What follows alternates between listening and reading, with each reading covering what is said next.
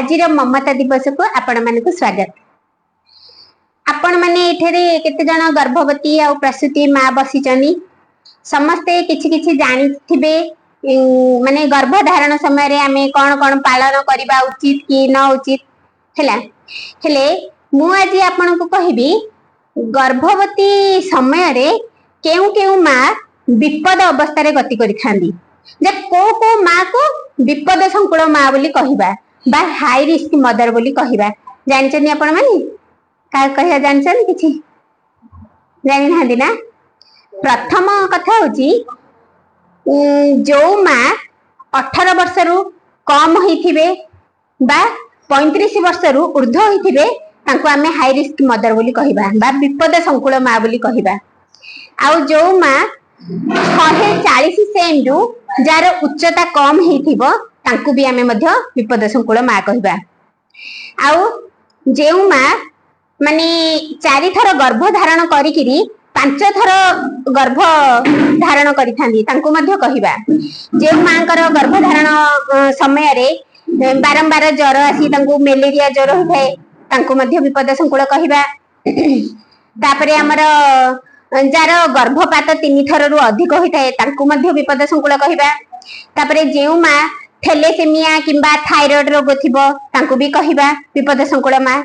तेणु करी आमे सबु एई कारण आमे जेतेबेले गर्भधारण करबाकू जाउचे आमे दीदी को निहाती पचारि कि आमे एगुडा को बुझिबा दरकार आ मने रखिबा मध्य दरकार। काहे ना हमर जदी किछि रक्तहीनता मध्य जदी आपण होइथिबे जदी आपण मानक मध्य रे माने एई लक्षण गुडी जदी देखा जाए आपण संगे संगे कोन दीदी को जानि परिबे दीदी मोर एमिति एमिति होउची कहले आपण निजे निजे जागृत होई जिवे ना। तो ए सब जार लक्षण थाए ताकू आमे कोन कहिबा विपद संकुल माँ बोली कहिबा। हेले से जदी एई भितर जदी को मार एई लक्षण अछि ताहले आमे ताकू कोन करिछु गोटिए रेड कार्ड दोउछु ताकू। काहे कि ना ए रेड कार्ड द्वारा देबा द्वारा ए रेड कार्ड रे सबु मार आमे जहा जहा चेकअप भी करि थाउ एथिरे सब लेखा जाई थाए हैला। विपद संकुल जो माँ भी थिबे तांको घर को कोन करंती दीदी विजिट रे भी जानती तार चेकअप सब लिखि थांती। आ आपण जो भी मेडिकल जिबे जोठी के भी जिबे जदी आपण ए रेड कार्ड ता फास्ट देखैबे डॉक्टर हो कि जा माने जो दीदी भी हो के भी हो जदी देखंती रेड कार्ड टी ताहले से माने कोन करिवे आपणकर फास्ट ट्रीटमेंट आरंभ करिवे आपण को फास्ट रे देखिबे आपण को बेसी प्रायोरिटी देबे। काहे ना ए रेड कार्ड देखिबा द्वारा ताके जानि देबे जे ये होचंदी विपद संकुल माँ। बुझिले ना ए रेड कार्ड रो उपकारिता बुझिले। आउ आमे जेउ आउ माँ और शिशु सुरक्षा ए कार्ड गोटी को आपण मान को दोचु एडा आपण पढुचंदी केते बेले पढुचंदी पढिबे एटा पढिले आपण मानकर काम रे आसीबो।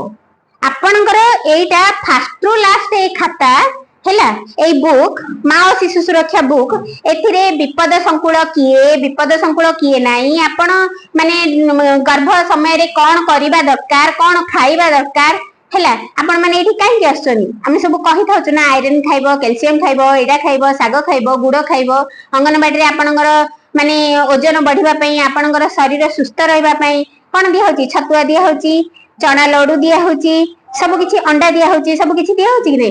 तेणु करी आपणकर प्रथम माने काम हला ए बहिटी को आपण कोन करिवे पढिबे पढिले आपण निजर भी जत्न नै परिबे आ निज शिशुर मध्य जत्न नै परिबे।